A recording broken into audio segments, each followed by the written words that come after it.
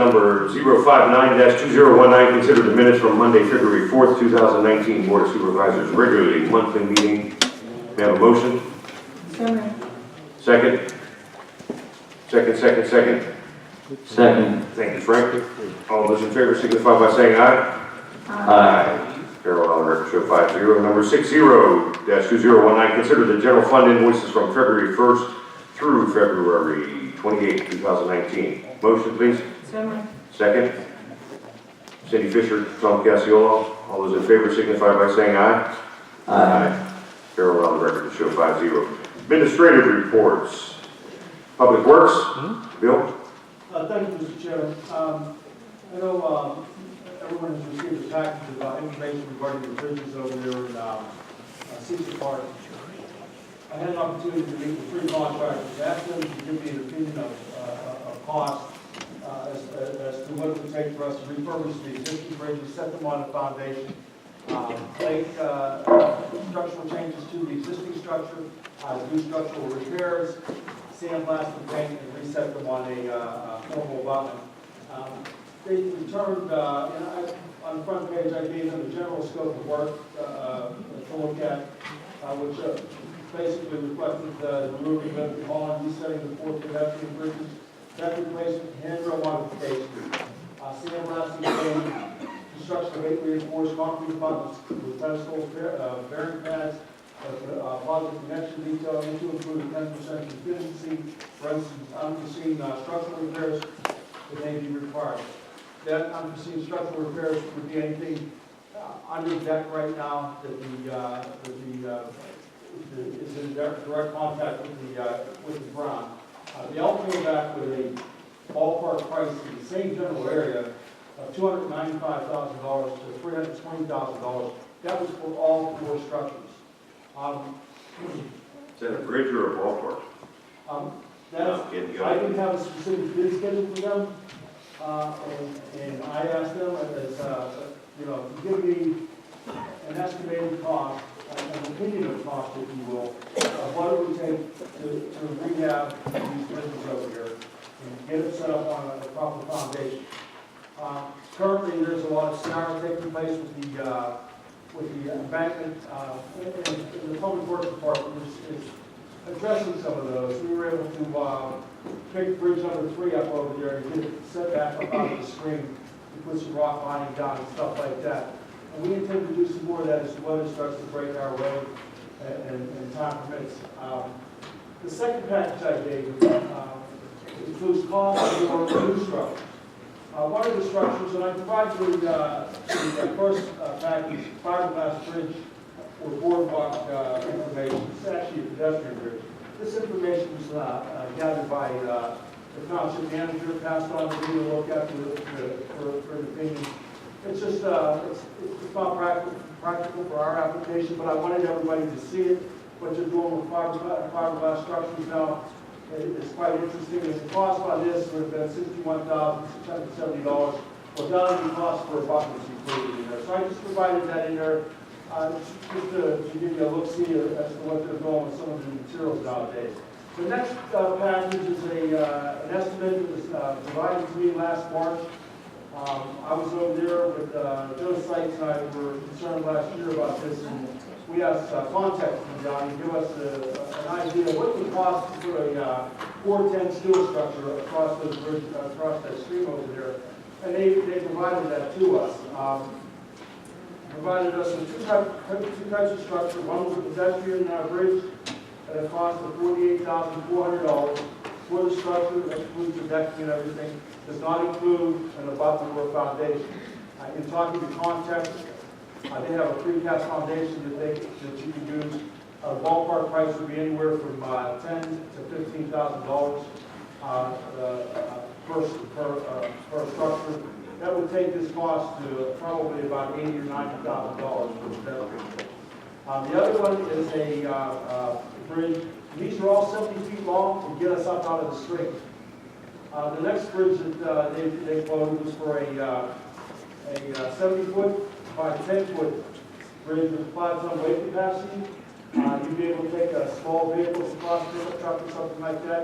And I think it's important to mention right now, and bring the board's attention, the importance of getting a bridge over there that you can take a vehicle across, an emergency vehicle across, whether it be a police department vehicle or a medical vehicle, an ambulance or something like that. We have a pavilion over there where people gather, and should somebody have a heart attack or fall or injure themselves, it would be nice to be able to get that ambulance directly to them and not have to transport them down the trail and over a pedestrian bridge. So I think it's important for the board to consider at least one bridge over there that you can get vehicles across, the weight capacity of which will be determined by the board. But this is a 5-ton structure, which would certainly carry a pickup truck or an ambulance or any of the chief's vehicles. The next structure here, and this was brought to my attention by Supervisor Flair, and I told him, get a meeting set up, we'll go out and take a look at this thing. We met with Andy Miller of Alex Paris Construction, and he took us up to his yard to show us what we call in the military a bailey bridge. This is a bridge that is portable, they fold up and they take out the job sites. They're currently using them in oil fields. If this structure is brand new, it would cost about $40,000. It has a 45-ton vehicle rating on it. You could take, I could take any of my heavy equipment across it. But again, you would have to put a formal abutment on this structure also. With that being said, if you were looking at $10 or $10,000 per abutment, you could be looking at a price somewhere around $60,000 to put one of these in, which is relatively cheap for what you're getting out of it. Andrew was kind enough to send along a set of sealed documents, calculations, if you will, for that structure. And I'm providing this only for informational purposes. I don't expect the board to make a decision on this. This is something you can decide amongst yourself. If you need any further information, I'd be more than happy to provide it for you. Thank goodness, because this is a lot of reading in 5 minutes. They'll build a length on him is 50 feet. Would you be able to get this type of a bridge in, say, 70 feet to get us out of the creek bed? It currently comes in a 50-foot configuration. I would have to check on that. He said yes, he said Okay, so Ron said Okay. yes. Now, this question may be for you and Dan both.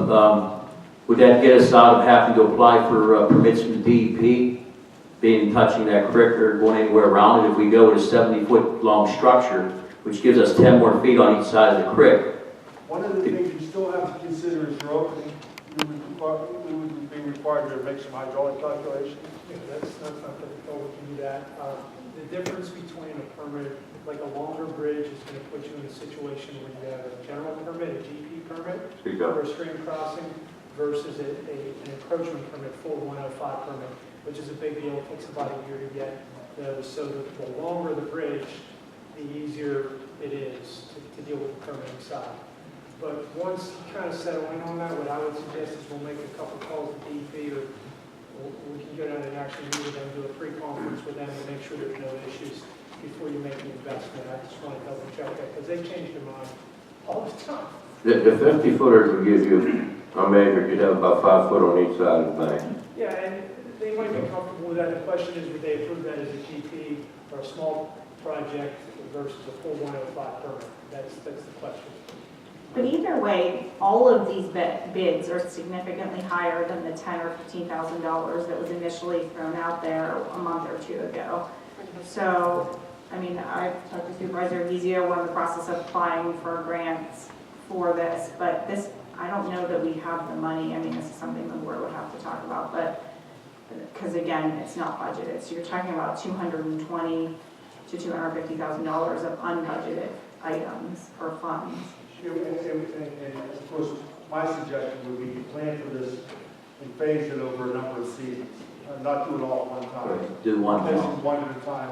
Make a determination how many bridges you'd like to keep over there, and then make plans to phase it over a couple of construction seasons. Starting this year. No, I think it's too late this year to do anything, only because trout season's coming up. You may be able to plan for the fall.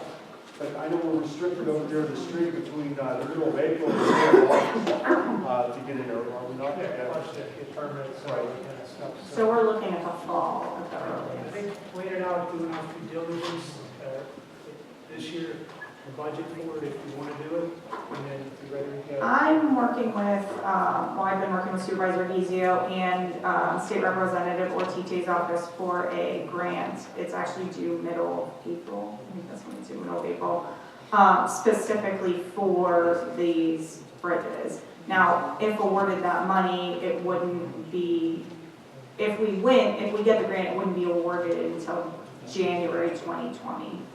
But I think at this point right now, it would behoove us to contact the DEP. Oh, yeah. Oh, I mean, I think at this point, we know it needs to be done, but again, this was to my point earlier, which is we are constantly being approached with unbudgeted items, this being one of them. We were told at a meeting either a month ago or a couple months ago that this would cost $40,000. Now we're facing a bill of $220,000. So, yeah, I'd like to hear too of just that. I thought that it was 50 foot from the edge of the stream out, but if it falls under a different category or so, that we could maybe bypass some of those. No, you're saying. I was just saying, Bill, we'll come back to the board with this sort of matrix on the options, available options, cost, permitting, and timing to do that, and then depending on whether the grant is successful or not, see how that fits. All right, let's move on. I have one more announcement to make, Mr. Chairman. You know what, Don, could you present that? I was going to say, does it make sense to the board then to take rehab off the table, knowing that we can get brand new structures that'll help get us out of the stream?